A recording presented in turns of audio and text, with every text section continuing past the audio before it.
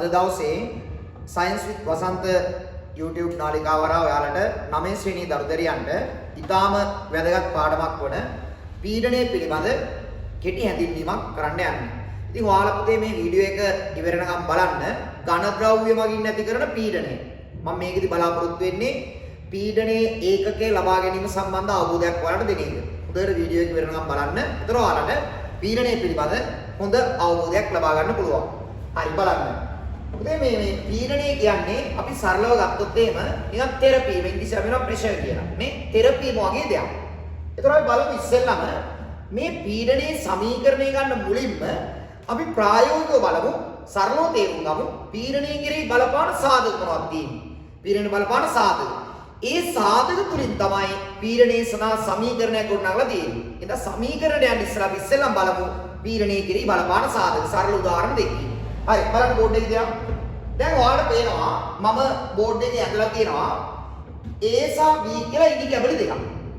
A ඉනි කැබලි B ඉනි කැබලි. මේ ඉනි කැබලි දෙකේ බර සමානයි. උල් කරාට පස්සේ උඩ බිම ඇනෙන ප්‍රමාණය. පොළොවත් එක්ක යන පෘෂ්ඨ වර්ගඵලය ඒ සියල්ලම සමානයි. එක සමානව උල් කරලා තියෙන එක සමානව බර තියෙන උස තියෙන ඉනි කැබලි දෙකක් තමයි A සහ B කියලා මම අරගෙන තියෙන්නේ. දැන් අපි ඉස්සලම කරන්නේ මේ ඉනි කැබලි දෙක පොළොව මත තියලා ඔයාලා හිතන්න ඒ ඉනි කැබලි මත අපි දානවා නිව්ටන් 200ක බලයක්. ඉහළ නිව්ටන් 200ක බලයක් දානවා. B මත දානවා නිව්ටන් 400ක බලයක්. ඉහළින් දානවා. ඒතර ඔයාලා ප්‍රායෝගිකව හිතන්න A මතයි B මතයි. ඔන්න ඔය එකිනෙකට බල දාපුවම Aට වඩා B මත දාන බලය වැඩි. එතකොට මේ ඉනි කැබලි දෙක පොළොව යට යන ප්‍රමාණය සමාන වෙයිද? සමාන වෙන්නේ නැහැ. අනිවාර්යෙන්ම ඔයාලා දන්නවා පැහැදිලිවම Aට වඩා B යට යන ප්‍රමාණය වැඩි. ඒ කියන්නේ Aට වඩා B ඉනි කැබල්ලෙන් ඇති කරලා තියෙන පීඩනය මේ දෙකම ඝන ද්‍රව්‍යනේ නේද? පීඩනය වැඩි. ඒ නිසා Aට වඩා B යට යන ප්‍රමාණය වැඩි. එහෙනම් ඔන්න පළවෙනිම දේ. එහෙනම් ඉස්සෙල්ලා අපි තේරුම් ගත්තා පීඩනය කෙරෙහි බලපාන එක සාධකයක් තමයි පුතේ අභිලම්භ බලය. අපි වස්තුවට ඉහළින් දාන අභිලම්භ බලය පීඩනයට බලපානවා. එහෙනම් කොහොමද මේ බලපාන්නේ?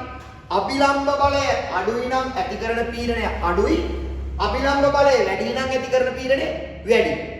එහෙනම් පීඩනය කෙරෙහි බලපාන එක සාධකයක් තමයි වස්තුව මත යොදන අභිලම්භ බලය. ඔන්න එකක් හරි. ඊළඟට පුතේ පීඩනයට තව සාධකයක් බලපානවා. අපි ඒකත් බලමු උදාහරණයක් මගින්. සාධකය කොහොමද වෙන්නේ කියන එක අපි ඉස්සෙල්ලා බලමු උදාහරණයක් මගින්. මම ගන්නවා C සහ D කියලා ඉනි කැබලි දෙකක්. C ඉනි කැබලයි D ඉනි කැබලයි.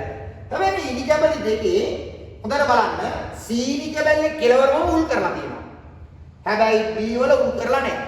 එතකොට ඉනි කැබලේ දෙක පුතේ පොළොව මත තිබ්බාම පොළොවත් එක්ක ගැටෙන වර්ගඵලය වැඩි වෙන්නේ C වලද D වලද?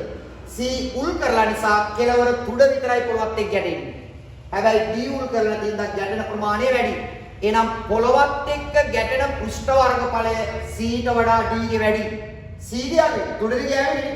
මේකේ මෙතන වදින පොළොවේ. ඊට පස්සේ අපි කරන්නේ C මත නිව්ටන් 500ක් දානවා. D මතත් නිව්ටන් 500ම දානවා. දැන් මොකද ඉතින් කරලා තියෙන්නේ? ඉනි කැබලි දෙක පොළොවත් එක්ක ගැටෙන පෘෂ්ඨ වර්ගඵල වෙනස් කරලා හැබැයි ඉනි කැබලි දෙක මත දාන බලය සමාන කරලා. දැන් මේ ඉනි කැබලි දෙක අපි පොළොව මත තියලා C මත නිව්ටන් 500කුයි D මත නිව්ටන් 500කුයි දානවා. දාන බලයන් සමානයි. එතකොට මේ ඉනි කැබලි දෙක යට යන ප්‍රමාණ සමාන වෙයිද?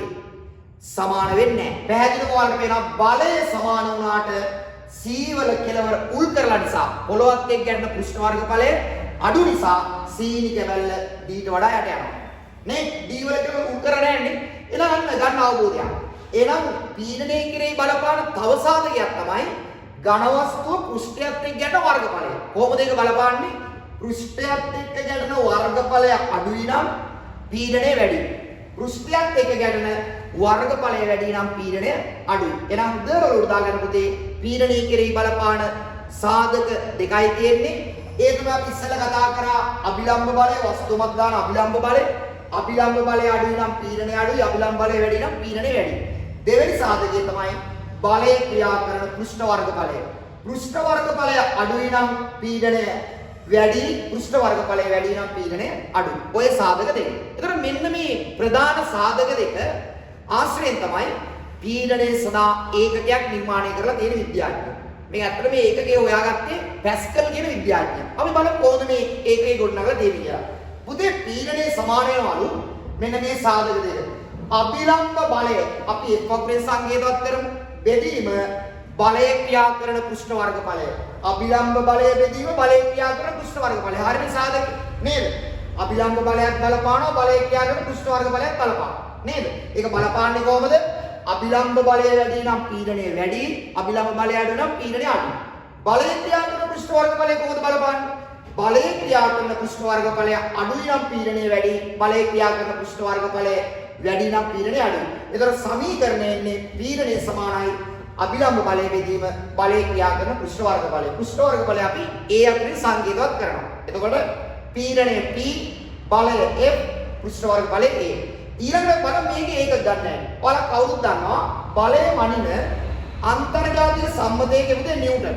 N කැපිටල් N නේ බලය මැනීමේ ඒකකේ නිව්ටන්. එතකොට බලය ක්‍රියා කරන පෘෂ්ඨ වර්ග බලය. වර්ග බලයක් නේ. වර්ග බලය මැනීමේ ඒකකේ පුතේ වර්ග මීටර. වර්ග බලයක් මැනීම එක තමයි වර්ග මීටර. ඒතකොට නිව්ටන් බෙදනවා වර්ග මීටර වලින්. එතකොට බලන්න ඒකකේ සමානයි. හොඳට බලන්න මේ ඒකකේ නැහැ. අපි m වර්ගයේ ඉරේ උඩට අරගෙන යද්දී අර ධනාගය ඍණාගයක් බවට පත් වෙනවා. එතකොට m ඍණ 2. නමුත් මේ කොහොමද අපි කියවන්නේ? වර්ග මීටරයට ඍණ ගැනට හරියට බලන්න. ඒකකේ ළමයි හරියට තේරුම් ගන්න. ඒකකේ එන හැටි. දැන් ඔය ආවට කියලා නෙමෙයි. පැහැදිලිද? වර්ග මීටරයට නිව්ටන්. එහෙම නැත්නම් මේකටම කියනවා පැස්කල් කියලා. පැහැදිලිද?